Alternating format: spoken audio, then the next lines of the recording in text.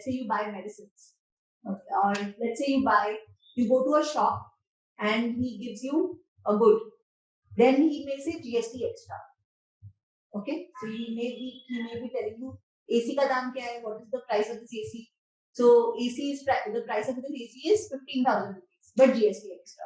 So what is the actual price of the AC? Is it 15,000 or is this 15,000 plus GST?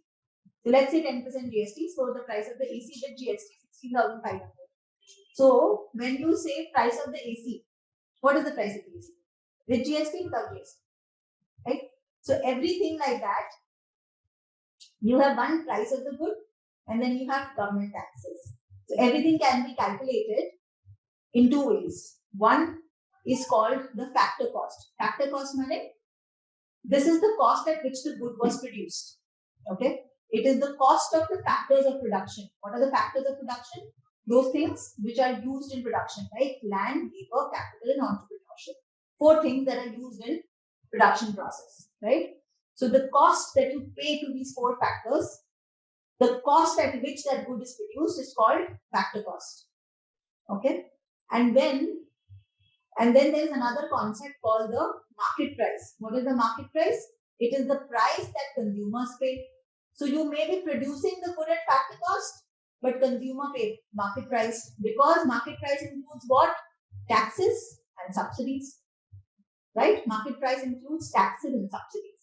Okay, so the factor cost and market price of every good differs. So you can calculate national income at factor cost also. You can calculate national income at market price also. So how do you get from one to the other? So when you have the market price of a good, you can subtract from that the taxes, indirect taxes. Okay, you can, and if you receive the subsidy to produce the good, you have to add that.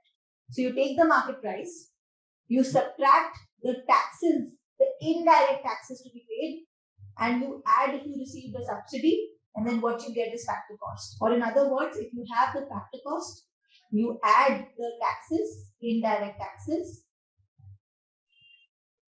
and you subtract the subsidy if you have received any, and that is the market price.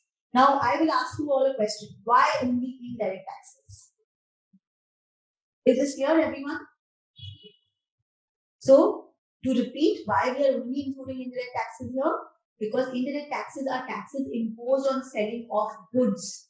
When we sell goods or if we sell services, we have to pay to the government indirect taxes. Direct taxes, an example of a direct tax is income tax. That's not what I'm adding here. I'm not saying that entrepreneur has to pay 30% of his income as tax. I will add that here. That is not what I'm talking about. We're only talking about the tax which you have to pay when you sell a good. Okay, so that is only indirect tax. That is not direct tax. Direct taxes will come later. Right now we have to only look at the indirect tax which is imposed on selling of goods.